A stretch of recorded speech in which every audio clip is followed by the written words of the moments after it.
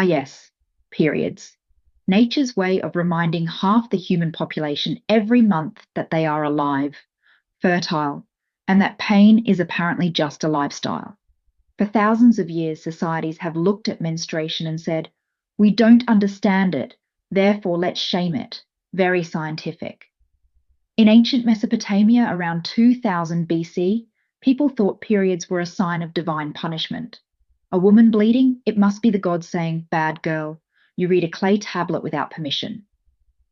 Doctors back then wrote that menstrual blood had magical powers, which, let's be honest, isn't entirely wrong. I mean, we bleed for a week and live. That is a superpower.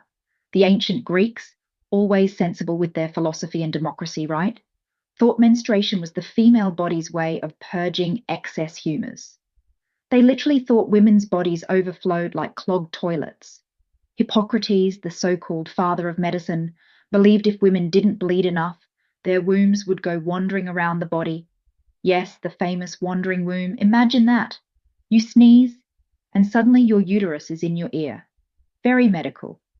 And then we get to the Bible, which of course always had something uplifting to say about women. According to Leviticus, a menstruating woman is unclean and must live in isolation for 7 days. So basically, women invented self-care retreats 3,000 years ago, but men called it exile. Same thing. In ancient Rome, Pliny the Elder wrote that menstrual blood could sour wine, kill crops, and even drive dogs mad. Honestly, I think he just had a bad date. Sorry, Pliny, maybe she just didn't like you. Don't blame the period. Meanwhile, in India, periods were seen as both sacred and taboo. On one hand, menstrual blood was linked to fertility and life. On the other hand, menstruating women were told not to enter temples, kitchens, or touch the pickle jar. Imagine your eternal worth judged by pickles. Truly, feminism's greatest enemy, cucumbers in vinegar. Fast forward to the Middle Ages in Europe, where things got even weirder. Medieval doctors thought period blood was basically toxic waste. They claimed women who didn't bleed enough would get hysterical, hence the word hysteria, which literally comes from uterus. That's right, all female emotions, apparently caused by a grumpy womb. Men could chop off heads in wars and be heroes, but if women cried for 2 minutes, hysteria.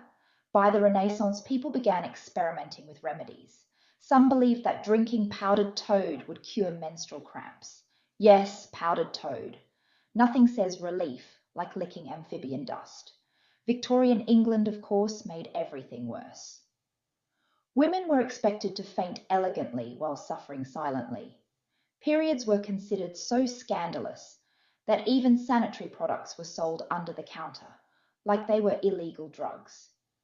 Heaven forbid anyone admit that women had uteruses. They invented the word ladylike just to stop women from screaming about cramps. By the 20th century, things got slightly less medieval. In 1921, Kotex released the first mass-produced pads. They advertised them as sanitary napkins because apparently the word blood was too terrifying for men's delicate ears. Even today, adverts use blue liquid instead of red, as if women bleed 𝐬𝐿Gatorade. And let's talk about tampon panic. In the 1940s, some men argued tampons would make women lose their virginity, because apparently men think the hymen is a medieval castle gate with a do not disturb sign. Even better, in the 1980s, parents were warned that tampons might encourage sexual urges. Yes, because nothing gets a girl in the mood like a wad of cotton up her cervix. Hot. And here we are today. It's 2025, and people still whisper that time of the month like it's Voldemort. We still have tampon taxes in some places, which means governments officially treat pads as luxury items. Imagine yachts, champagne, tampons. Truly the trifecta of indulgence. And even in pop culture, periods are either ignored or used as a punchline. Hollywood can show 10,000 decapitations in one film, but God forbid a drop of menstrual blood. Periods are the last taboo in a world that's already obsessed with blood. Dracula drinks it, surgeons spill it, Tarantino films swim in it. But mention a period, and suddenly everyone faints. Here's the real bloody truth. Periods built civilization. Literally. Without menstruation, no reproduction, no humanity, no empires, no Elon Musk. Every king, every president, every philosopher, every great man of history was carried into this world on a tide of menstrual cycles. Periods are the unpaid overtime of evolution.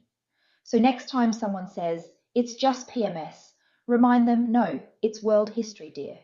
The bloodline of humanity on repeat, every month for all eternity. And we still manage to pay our bills, run the world, and occasionally stab patriarchy in the foot while doubled over in cramps. So cheers to periods, the most misunderstood, most exploited, and most resilient cycle in human history. And if the past tells us anything, it's this: women have always bled, but it's the men who keep having meltdowns about it.